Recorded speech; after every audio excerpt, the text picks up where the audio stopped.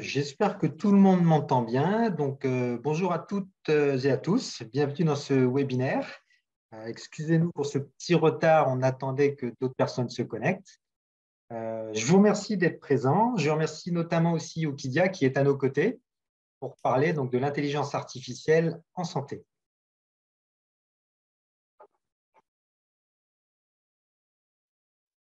Je me présente pour ma part. Je suis Sylvain Massé, président de l'association Solaire, laboratoire de créativité. Solaire, le but de l'association, c'est avant tout une association qui est là pour améliorer l'accompagnement des adolescents, des enfants et des adolescents en situation de handicap, en renforçant la qualité de vie au travail des professionnels de terrain. C'est aussi une association de loi 1901 et également reconnue d'intérêt général. Chez Solaire, nous travaillons sur 3 axes. On a 3 axes de travail. Le premier axe, c'est les transmissions, notamment avec des podcasts qui sont consultables sur notre chaîne YouTube. C'est des podcasts qui vont parler. On a été interviewé des professionnels de terrain qui ont réussi à mettre en place leurs idées, leurs projets, des concepts nouveaux. On a également une partie de formation en e-learning. On a un deuxième axe qui est le laboratoire de créativité. Dans ce laboratoire, on est en train de développer une fresque jeunesse et handicap inspirée de la fresque du climat que vous devez connaître. Et on souhaite également créer une structure accompagnatrice de projet pour améliorer la qualité de soins dans la santé. Et sur cette partie, je vous invite à aller consulter notre site internet, beaucoup plus d'informations, plus de précisions. Et n'hésitez pas à prendre contact avec vous si vous avez des projets, des concepts, des idées que vous voudriez mettre en place. On a un troisième axe qui est l'axe de la recherche et le développement. Et c'est sur ce troisième axe que va porter l'objet de notre webinaire, l'intelligence artificielle dans la santé. Aujourd'hui, c'est plus une tendance, mais un fait. Et en tant que praticien sur le terrain, on ne peut que se questionner sur les bienfaits que ça peut apporter aux patients comme aux soignants. Actuellement, nous collaborons avec Okidia, une start-up qui développe des applications logicielles d'aide au diagnostic et à l'orientation thérapeutique via des algorithmes de l'intelligence artificielle. Nous en parlerons plus en détail tout à l'heure.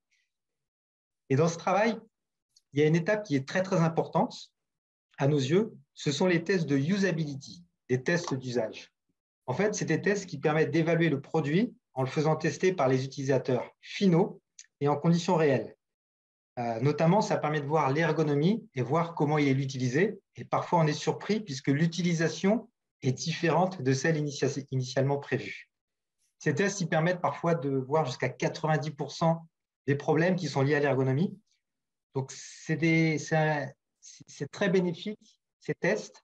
Ils sont importants pour les soignants et les entreprises, puisque les soignants ils auront un outil adapté à leurs besoins et l'entreprise mettra sur le marché un produit qui répond aux réels besoins du marché. Pour nous, c'est un axe très important, puisqu'il permet de mettre en relation les professionnels de santé avec les laboratoires. Comme ça, ils se sentent beaucoup plus impliqués dans la R&D et ça permet d'avoir des produits, les produits qui sont inventés, qui vont réellement répondre aux besoins de terrain, répondre ils seront beaucoup plus clairement identifiés en fait. Et notre valeur ajoutée chez Solaire, c'est notre connaissance du terrain et aussi notre réseau de professionnels de terrain avec nos diverses activités de l'association. On va dire qu'on a un rôle médiateur entre ces deux univers, et ce qui est important, puisque ça permet, nous, pendant qu'on va collaborer, échanger avec les professionnels de terrain, et l'entreprise ou Okidia, ils pourront rester focalisés sur ce qui est leur cœur de métier, la recherche et le développement. Et du coup, maintenant, je vais laisser la parole à Théo et à Alexandre, qui travaillent chez Okidia. Vanessa, la directrice, elle n'a pas pu être là, elle s'excuse. Je vais leur laisser la parole. Ils vont présenter leur solution intelligente d'aide au diagnostic grâce à l'intelligence artificielle, l'objet de notre webinaire. Alors, je précise aussi également que ce webinaire sera enregistré et visible en replay sur notre chaîne YouTube. Et à la fin de ce webinaire, si vous avez des questions dans le chat, on pourra aussi y répondre. Donc Théo, Alexandre, je vous donne la parole. Merci beaucoup. Bonjour, déjà merci beaucoup à Solar pour l'invitation et le partenariat qu'on fait avec Okidia, du coup notre entreprise. Donc moi je m'appelle Théo Marchand, je suis assistant de recherche clinique et doctorant en bioélectronique au sein d'Okidia, avec moi Alexandre Hennequin, qui est du coup data scientist et docteur en intelligence artificielle au sein d'Okidia. Donc je vais brièvement vous présenter ce qu'on fait à Okidia et après on parlera du coup IA, éthique et santé. Donc Okidia, c'est une startup qui a été fondée en février 2002 avec une équipe multidisciplinaire, autant du coup chercheuse en neurosciences que data scientist que game designer. On développe du coup, tout en validant scientifiquement et cliniquement, des solutions d'IA d'aide au diagnostic pour les enfants et adolescents avec les troubles du neurodéveloppement, qui sont du coup des troubles de l'attention et de l'hyperactivité, des troubles du spectre autistique, des troubles dyslexiques. Ces troubles du neurodéveloppement, ils concernent 1 jeune sur 6 en Europe, donc il y a une vraie problématique, un vrai enjeu. Et Okidia ambitionne de devenir la clinique digitale des TND dédiée aux enfants et adolescents. Donc, moi d'abord, vu qu'aujourd'hui on parle d'IA et d'éthique, je vais poser la question, qu'est-ce que l'IA, l'intelligence artificielle? On parle souvent de boîte noire, c'est-à-dire que c'est un programme, on ne sait pas comment il fonctionne, mais il donne la bonne réponse. En fait, il n'y a aucune magie derrière ça, seulement un mélange entre des mathématiques et de l'informatique. Donc aujourd'hui, je vais parler de quelques principes de base pour avoir une bonne intuition de ce qu'est l'intelligence artificielle. Donc initialement, on connaît l'algorithmique, c'est-à-dire créer sur une machine, sur un ordinateur, un programme qui va résoudre un problème. En sous-partie de l'algorithmique, on arrive à l'intelligence artificielle. En fait, on définit certains problèmes qui sont très difficiles, qui sont en fait initialement seulement les humains étaient capables de les résoudre, comme percevoir de la parole ou reconnaître des objets, etc. Et dans ce domaine est apparu le machine learning ou l'apprentissage automatique. Donc, c'était une des premières avancées, notamment, je prends l'exemple de Deep Blue, qui est le premier logiciel à avoir battu un champion d'échecs. Et ça va être notamment ce que je vais vous présenter tout à l'heure. Et il y a aussi le deep learning, qui est une sous-catégorie du machine learning, qui est aujourd'hui possible grâce à la technologie, grâce à la puissance de nos ordinateurs. Et donc, on parle en français d'apprentissage profond. Et plus récemment, en 2016, il y a eu AlphaGo qui a battu le champion du monde au jeu de Go, ce qui était en comparaison totalement impossible à l'époque de Deep Blue, il y a une vingtaine d'années. Donc, la nouveauté de l'IA, qu'est-ce qu'elle est? Donc, quand on parle d'algorithme, en fait, on a une entrée et on crée des règles, c'est-à-dire le code de notre logiciel pour avoir une sortie. En intelligence artificielle, on fait plutôt l'inverse, c'est-à-dire qu'on connaît l'entrée, on connaît la sortie et le logiciel apprend les règles. Donc, un exemple simple, on veut apprendre une fonction ou une règle. On connaît ici l'entrée X et la fonction nous renvoie à l'entrée Y. Heureusement, j'ai de la donnée, donc je connais la relation entre notre X et notre Y sur un certain nombre de points. Et je vais pouvoir, grâce au machine learning, à l'apprentissage automatique, apprendre la fonction qui se cache derrière. Donc, comment un modèle apprend? Donc, je vais prendre l'exemple le plus simple qui est le perceptron. En fait, c'est la première ébauche d'intelligence artificielle. Donc, ça date des années 1950, où en fait, à une entrée est associé un certain nombre de poids qui sont ajustables. Et ces poids et ces entrées sont additionnés et multipliés entre eux afin de calculer une sortie. Cette sortie calculée, on veut la comparer à la sortie réelle, vu qu'on connaît la sortie par rapport à l'entrée. Et ça va nous permettre de réajuster les poids afin d'obtenir une différence entre notre sortie calculée et notre sortie réelle qui soit zéro. C'est-à-dire que le modèle s'il calcule exactement la sortie réelle, eh bien, il aura totalement appris et il connaîtra la fonction, il connaîtra la règle qui se cache derrière la relation entre entrée et sortie. Dans un monde moins idéal, pardon, on se retrouve dans ce genre d'exemple. Donc, les points rouges, c'était la fonction que je connaissais tout à l'heure, mais finalement, on voit qu'elle ne se comporte pas comme on aurait pu l'attendre. En fait, cet exemple-là, ce serait un exemple d'un biais d'échantillonnage, c'est-à-dire qu'on a les données sur lesquelles on a appris, elles ne représentent pas l'ensemble de la fonction. Et ça peut avoir des effets vraiment tragiques et qui impactent la vie de chacun. Par exemple, dans le domaine de la reconnaissance faciale, donc il y a trois entre guillemets géants qui sont IBM, McVie, que vous connaissez sûrement pas, mais qui est une société chinoise, et Microsoft. Et en fait, ces algorithmes, ces IA, pardon, cette intelligence artificielle qui reconnaît le visage des gens, elle marche à 100%, on voit, pour les hommes blancs. Donc c'est la colonne du milieu, et au moins à 99%. Donc on peut dire qu'elle marche vraiment très bien, elle est quasiment parfaite, mais si on est un homme noir, ben, on voit déjà qu'il y a une certaine baisse en puissance de l'algorithme, et même si on est une femme, il y a également une baisse, mais si on est une femme noire, alors l'algorithme devient vraiment plus très bon, puisque une fois sur trois, il va se tromper sur votre genre et sur votre ethnicité ou couleur de peau.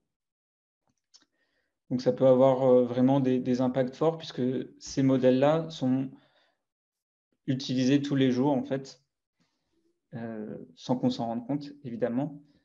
Mais ils peuvent vraiment avoir des impacts discriminants sur chacun. Pour cela, pour contrecarrer ce genre de soucis, eh ben, l'éthique, elle a une place de plus en plus importante quand on fait de l'intelligence artificielle. Et il y a des pas dans le bon sens qui aident. Donc, il y a la RGPD, le règlement général sur la protection des données, qui est issu de l'Europe et qui stipule des choses très fortes sur à qui appartient la donnée et qui fait qu'on reste maître de notre donnée et qu'elle n'est pas utilisée à de mauvais escients. Plus particulièrement dans la santé, il y a la certification des hébergeurs de données de santé, puisque la donnée de santé, elle est critique, elle est vraiment intime même, et il y a des renforcements dans la régulation par rapport à ça. Les principes de base d'une IA éthique, comme annoncé par le gouvernement, donc il y a un site d'intelligence artificielle et d'éthique qui existe, dont je vous aurai le lien à la fin. Le premier point, c'est que cette IA, elle doit être reproductible, c'est-à-dire qu'il faut pouvoir recréer le résultat à partir de la même entrée. Transparente, c'est-à-dire qu'il faut lire et pouvoir interpréter ces résultats. Équitable, donc c'est le problème que j'ai soulevé juste avant. Sécurisée, donc il faut savoir où vont les données, qui a accès à ces données et comment elles sont utilisées. Et enfin, humaine, ce qui pour nous est le plus important, c'est qu'elle doit être fait et pensé autour de l'humain. Et je vais laisser Théo parler plus en détail de ce point-là. Merci Alexandre pour la présentation. Et en effet, moi, c'est sur ce point que je vais insister. C'est sur réhumaniser la santé avec l'IA. Donc, ça dénote en fait par rapport à la vision qui est souvent communément répandue avec la croissance de l'IA et des processus automatisés. On a l'impression que l'agentivité humaine s'efface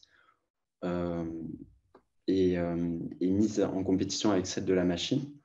Alors qu'en fait, on constate un processus inverse, c'est que l'IA peut étendre les ressources et les capacités des professionnels de santé qui sont surchargés, mais à la fois améliorer considérablement les processus opérationnels.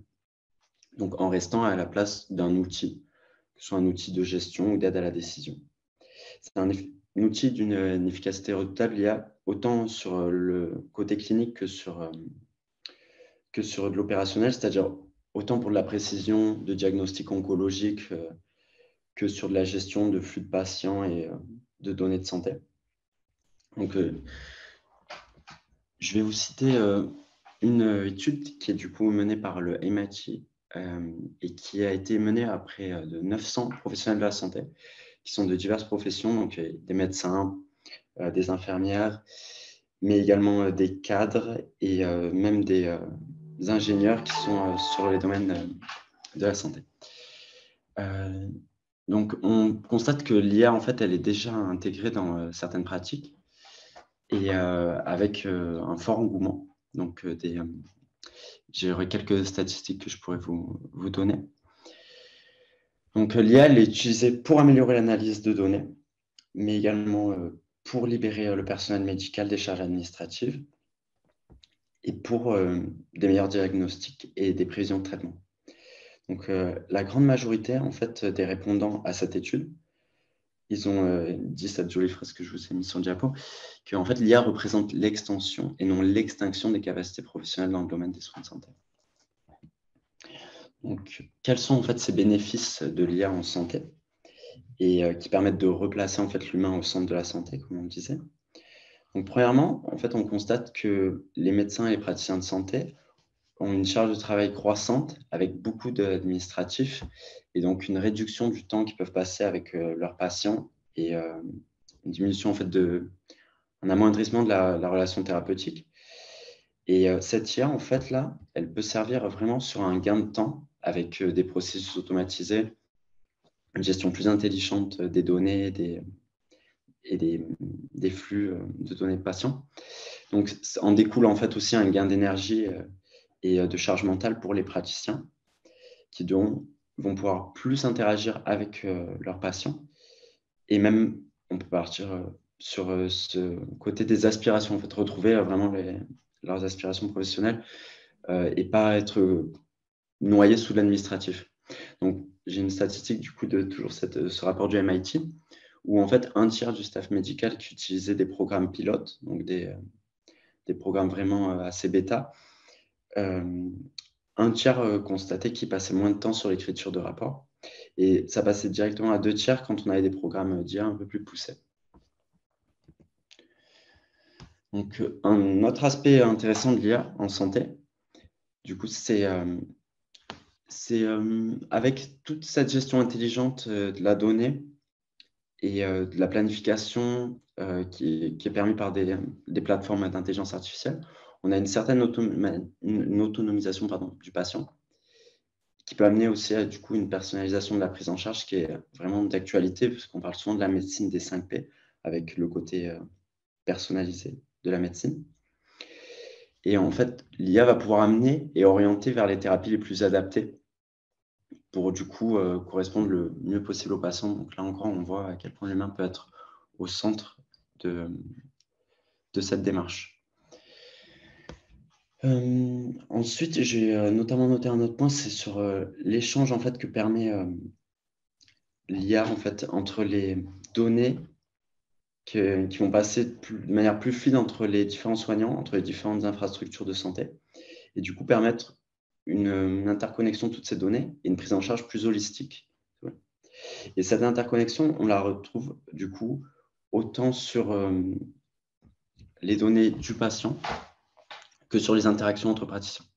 Donc l'IA, en fait, elle devient au centre d'un processus plus collaboratif, un nouvel écosystème de santé plus connecté et avec potentiellement plus d'échanges, notamment parce qu'on a plus de temps pour le faire si on a automatisé certains processus opérationnels. Ensuite, du coup, je vais passer sur l'aspect du coup très intéressant de l'IA, donc ça reste la précision qu'on peut en dégager.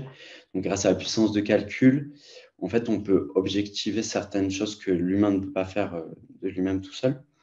Donc notamment sur des comportements qui sont durs à détecter ou durs à relier avec des observations cliniques. Et on constate une stat assez forte, c'est que 75% du coup du staff médical qui utilise des outils IA a amélioré la prédiction dans le traitement de la maladie.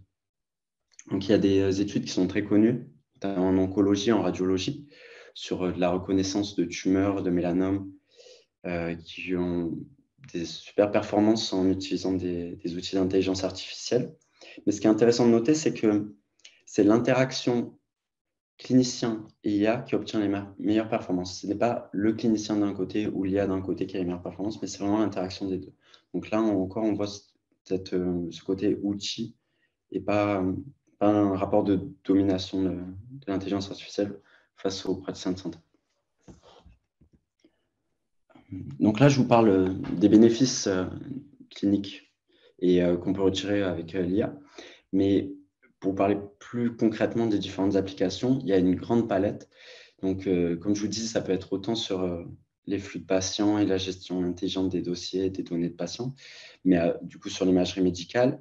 Après, ça peut être très varié. Il y a aussi les chatbots, tout ce qui est appareils connectés, que ce soit les smartphones ou les montres connectées, ou encore la chirurgie assistée par robot. Donc, on retrouve l'IA dans beaucoup d'applications de santé, très diverses. Et je vais du coup vous parler de quelques-unes en particulier, pour que vous voyez un peu dans cette palette différentes choses. Donc là, on a Sing AI, qui est du coup une application de Microsoft, qui permet en fait à l'utilisateur qui est non-voyant, elle a été elle-même développée par un ingénieur non-voyant, de décrire grâce au smartphone la scène, le texte qui est en face du smartphone, les couleurs, les situations, beaucoup de choses très différentes parce qu'on a des performances sur la reconnaissance d'images qui sont assez exceptionnelles avec l'intelligence artificielle qui est très développée dans ce domaine. Et du coup, on peut du coup aider les personnes qui ont ce handicap à développer plus d'autonomie. Ça, c'est une application pour personnes handicapées.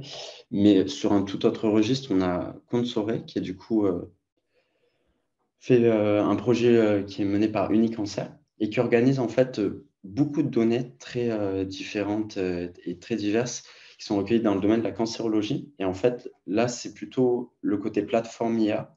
Donc, il y a une collecte, une analyse et une structure des données qui est optimisée du coup par l'intelligence artificielle. Et après, le praticien, lui, grâce à un moteur de recherche assez poussé, il peut du coup retrouver en fait vraiment avec des critères de recherche précis sur la cancérologie pour visualiser du coup d'évolution de maladies et des traitements, et notamment pour des cancers très rares. Donc, pour voir si des cas similaires ont déjà été traités et fluidifier tout ça.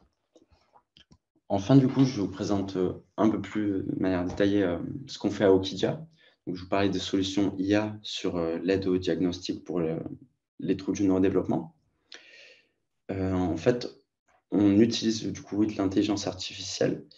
Donc concrètement, c'est que les algorithmes d'IA ici, ils vont analyser en fait plein de biomarqueurs qu'on appelle digitaux, qui sont aussi cliniques. Donc c'est des applications sur tablette en fait, où l'enfant joue à des jeux et pendant qu'il joue, en fait, il est analysé du coup différentes biomarqueurs, donc que ce soit le suivi du regard, du doigt, la reconnaissance d'émotions, l'électroencéphalographie, pour à la fin extraire des profils cognitifs. Et tout ça, c'est possible grâce à l'IA parce que beaucoup de ces biomarqueurs ne sont pas analysables par l'humain avec notre puissance de calcul à nous. Donc ici, vous avez un schéma plus explicatif qui montre qu'on récupère beaucoup de données. Et ces données sont ensuite du coup analysées par l'IA qui, elle, nous sort des tendances neurodéveloppementales. Et ces tendances, du coup, sont un outil pour le praticien pour aider au diagnostic. Ils ne sont pas là pour poser un diagnostic, mais du coup pour faire un bilan, un profil cognitif de l'enfant. Donc pour conclure cette présentation, on a vu que l'IA en santé, elle a vraiment un bénéfice à la fois pour le patient et le clinicien, mais beaucoup de questions encore gravitent autour de l'intelligence artificielle. La déshumanisation des soins, le transhumanisme, le stockage des données et l'éthique, pour nous en tout cas, doit rester vraiment centrale lorsqu'on fait de l'intelligence artificielle. Enfin voilà, c'est vraiment un sujet qu'on souhaite porter afin que justement il n'y ait pas de mauvaises utilisations de l'intelligence artificielle ou que ça aille dans le mauvais sens. On veut que ça reste humain et éthique. Donc, voici quelques sources sur lesquelles nous avons basé certaines de nos diapositives et vous pouvez vous pencher dessus si ça vous intéresse. Et ben, merci de nous avoir écoutés. Et est-ce que vous avez des questions?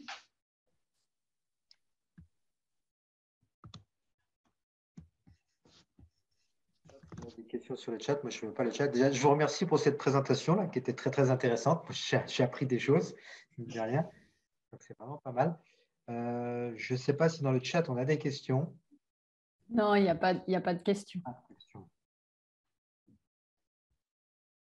Après, par rapport à tous les liens, effectivement, vu que ça a été enregistré, on pourra retrouver aussi sur le replay. C'est plus de temps. C'est ça. Il y a beaucoup de choses à lire sur ce sujet qui est passionnant et en même temps très vivant aujourd'hui parce que c'est en train de se faire, je dirais. C'est vraiment d'actualité. Donc voilà. L'éthique n'a malheureusement pas tant d'années que ça en lien avec l'intelligence artificielle, mais ça se fait au jour le jour. Ce qu'il faut effectivement, c'est que ce soit, je dirais, un aide et que ça ne remplace pas les praticiens, quoi. C'est ce que vous disiez dans votre présentation. Il faut que ce soit une aide, mais il faut qu'il y ait les deux, en fait, tout simplement, quoi. Exactement, oui. Alors, il y a une question. C'est, avez-vous des questionnements en lien avec l'éthique dans l'implémentation chez Okidia? Alors oui,